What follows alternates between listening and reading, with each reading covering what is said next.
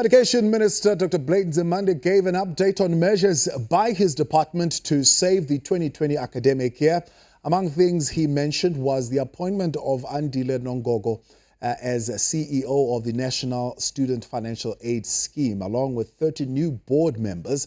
Nongogo takes over from Dr. Randall Carlson, whom Dr. Nzimande says had done a good job in changing the face of a complex operation. Joining me now to talk about this is Higher Education Deputy Minister Nzimande. Good evening and thank you very much for joining us on the newsfeed late night.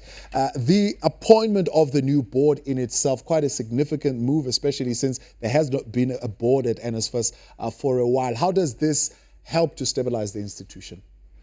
Look, it helps precisely because you need stakeholder representations in terms of running the NSFAS. Remember, we're talking about a 40 billion rands operation. We therefore need various expertise from different stakeholders to be able to help us manage this institution. But not only 40 billion rands, you're talking about close to 1 million students who are beneficiaries of the National Student Financial Aid Scheme. So in 2018, when we had a shaky administration, things were falling apart. Campuses were on fire. We had to go, killing fires everywhere. And that's when the minister then appointed the administrator as a temporary measure. So it's an exciting day today that you have a board that was announced, which covers a whole range of sectors, from students' representatives, to people who have strong background in education, both university and TVET colleges. You have people who have a background in IT, which is one of the major things that we need at the National Student Financial Aid Scheme. People have got skills in finances. So it's quite a big announcement that the minister made today. But over and above that, also the announcement of the new CEO. I mean, it's taken a while until such time that the administrator took the decision to headhunt. The minister concurred with his recommendation today, and we're hoping that from here onwards, the term of the administrator was extended up to the end of this year. So we're hoping that the new CEO, together with the new board, will not only continue where the administrator and his team have been working, but will also help us deal with some of the challenges that are still remaining. So we're not under the illusion that everything is perfect, but we're quite impressed with the work that the team that Dr. Pando put in 2018. We believe that they've stabilized the National Student Financial Aid Scheme. A lot of students have gotten their allowances. The academic year started on time. So a whole range of things have essentially normalized. So we just have to deal with those small issues where some few students have not had their allowances paid. Some, have appealed, and because of the process, they were not granted to. So there are those small problems which we understand, but we are quite confident that the new board will be able to handle together with the Mr. Nongogo. Now, there are serious issues, though, one would say, in the 2 years that were raised by how, in fact, they decided to even go to Parliament. Firstly, your decision to extend the stay of the administrator has been criticized. I suppose the appointment of the CEO and the board is to rectify that part of the criticism. But the administrator himself being accused of mismanagement of a number of things, for example, the 3.75 billion rands issue of the laptops at NSFAS being mismanaged, hiring friends and circumventing the HR processes, basically, mismanagement at large, those issues being brought up. Are you not concerned about those issues? In fact, now how calling for a forensic investigation into those matters, is that going to happen?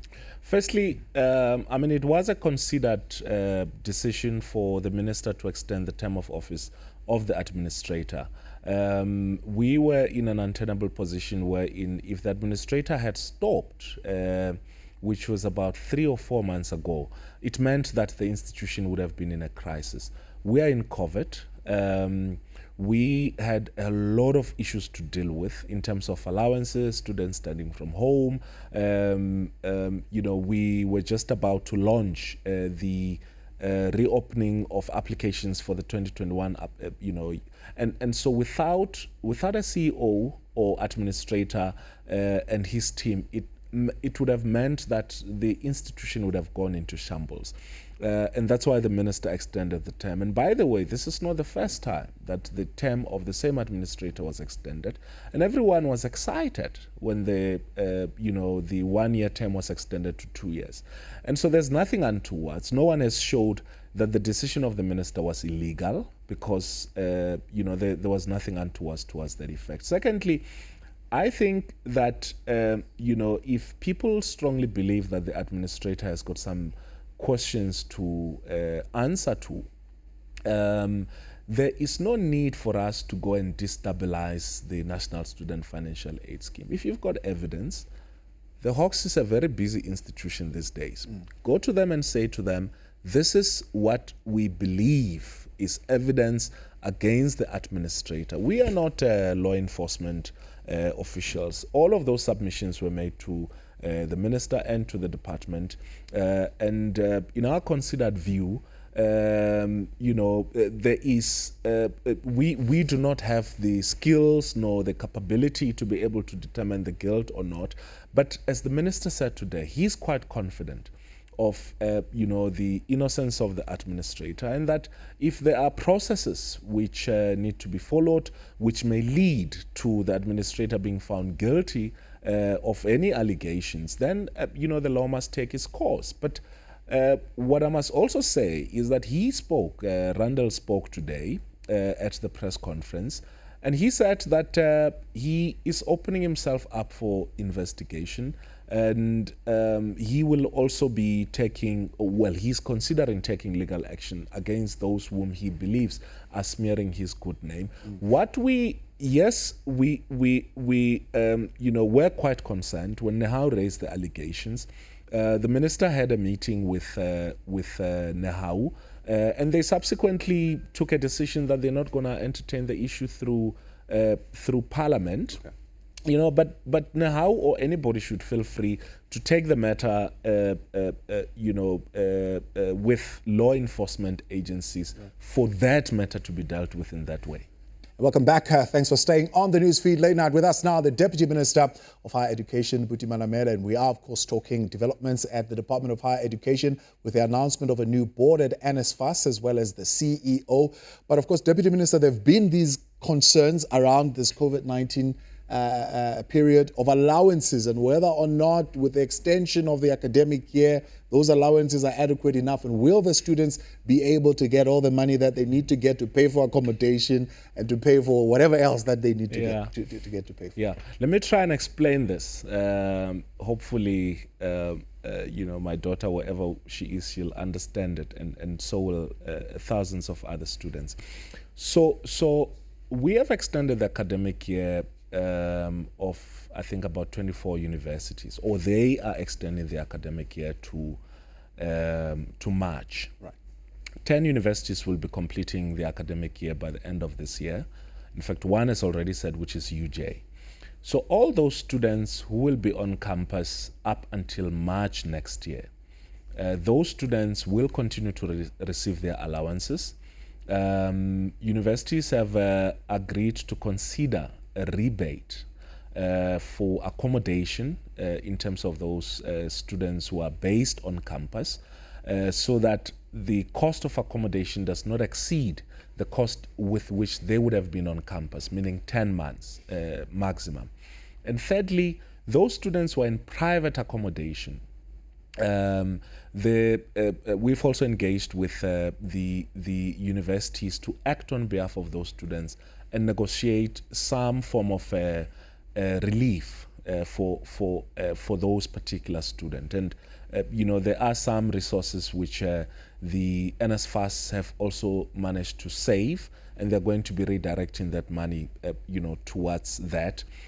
So the allowances that will be paid two students is their living allowances, and this will apply mainly to NSFAS beneficiaries. I understand that a lot of parents out there are quite concerned that some of their children have not been on campus for the year. And we're still expecting them to be there until, the end of March. So all of those things have been taken into consideration. And there is no parent, no student who will be expected to pay more than what they had initially agreed with the university in terms of their tuition, in terms of accommodation, or any other cost. Right. And this decision was taken precisely because COVID-19 is not anybody's creation. Yeah. And so, and a lot of families have lost income in this period, retrenchments, households' incomes have gone low. So all of those things have been taken into consideration. And that's why we took a decision that we need to extend the allowances to those students who will only be on campus. I know that there are those who at UJ who've just completed and they were thinking they'll also get some December nyana money and all of that, but that's not how it works. As long as you're still on campus and you're still with exactly. So, but I want that clarity. So you're saying those who are not part of the NSFAS, the parents, the students are going to continue for free for the period until March. No extra tuition will be paid. There will more than not what be extra what cost. There will be no extra cost charged to those particular students, and that universities are also considering rebates, particularly in terms of accommodation, where that applies. So it's not going to be a blanket thing. It will be a case by case thing and all of that. And then the other thing was the N+2 rule, which is about so a student has a set number of years to complete a degree. Let's say it's 4 years. And so in the past, most universities allowed the student to stay for 2 more years to complete that degree. So that's N+2. So with the introduction of fee-free higher education, so we took a decision that, we're going to reduce that N+2 to N+1. People must go to campus, study, and pass, because that's why you're going there. And yes, there are a whole range of things that happens which affects your learning and teaching. But, it is going to be a major cost if students stay much longer than they should be on campus. But we took a decision last year later this year, which the minister announced, that those students who have exceeded the N+ rule will be allowed to complete. It's only those students who are in their final year, or those students whose studies were disrupted by ill health or anything of the sort. And those students were considered, and they'll be funded, and they'll continue and complete their their degrees. And we really want to implore them to study hard and complete, because you're standing in the space of somebody else. Is it not creating chaos in the system, because you've got those with N+1 and those who already N+2 and they must continue? So this, how is that going to be coordinated? So this is the last, of the N+2 core, and the appeals that the NSFAS received was no less than 10,000. Was no more than 10,000, and they've attended to all of those appeals, and I think less than 100 of those were rejected, but the majority of those who have appealed were allowed. So we really are clearing them out. I think it was going to be more painful if someone is only left with 1 or 2 modules to complete their degree, and then you say to them, sorry, you can't continue. But it should also be an incentive for those students to complete. We don't want lifelong students. We know we always say people must love their education, but love it and progress. All right, let's talk about tomorrow's march then against gender-based violence. We are in 16 days of activism against gender-based violence. You're hosting a dialogue in Umzumbe local municipality in KZN. Tell us more. Is that one of the, in fact it is, right, one of the hotspots that have been identified by the South African police? Yes, so the the president announced the district development model as a way within which government is going to organize itself, so that at national, provincial, and local level, we need to be coordinated, resource allocation and all of those things, and therefore appointed ministers and deputy ministers as champions of different districts. So I'm deployed in Ugu district as one of the champions, together with the MECs and mayors there and all of that. So tomorrow, as part of the 16 days of activism on violence against women and children, we will be having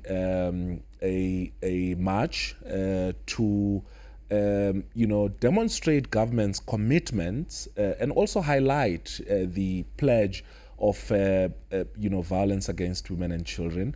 I mean, one of the biggest problems that the country, but even that region is confronted with, is the trafficking of women and children. Yeah. And so that's one of the issues we'll be zooming into. We've brought in a whole range of stakeholders. We've brought in the police, the justice system. We've brought in community-based organizations, so that we can all work together in confronting the scourge of gender-based violence. But what is beautiful about what we've been doing at Ugu is that even building up to the 16 days of activism and beyond. So there's been a whole range of grassroots activism which we've been involved into and supporting, because we are of the view that the 16 days should merely be used to highlight the issue, but 365 days, because so people don't go out only on the 16 days on an abusive rampage, so the big question becomes in the people that you're bringing in, right? Is the conversation happening only amongst women? Are you bringing in young men? And the behavioral altering programs or development programs, how effective are they? Are they being monitored and measured to the extent that they should be, as far as their effectiveness? So we have tomorrow not only women, because women don't abuse themselves, and or children. So we have men, we have a whole range of stakeholders that will be coming in and forming part of the dialogue. And our intention is to try and channel solutions, so we can talk at a broader level about what the problem is. But tomorrow what we're trying to do is to zoom into the district and the different municipalities in the district. What is the problem? What needs to be done? Are the programs which we suggested as part of the district development model to deal with gender-based violence, are those working? And one of the things that I've found in the past is that in as much as it is sometimes difficult for victims of gender-based violence to speak out, but the moment some gather the courage to come and speak out, not only is it helpful for the individual, but also empowers the rest of the people within the community, either those who are abused or those who are abusers, to get involved into that dialogue. Now, the central message we'll be sending out tomorrow and throughout, is one directed at the sense of entitlement, the patriarchal system that has continuously benefited men in general, the extent within which men are raping or killing women and children, and the fact that it must stop. Give a wake-up call to our criminal and justice system. Give a wake-up call to, our communities. The minute your neighbor notices that you are in an abusive relationship, before you get killed, your neighbor needs to be the one that takes responsibility to go and report the case to the police. So there's just a whole range of those things that we'll be talking about tomorrow. All right, I'm going to let you go, Deputy Minister. Appreciate your time, and thank you very much for coming through. That Always is a pleasure. The Deputy Minister of Higher Education there, Uti Maname.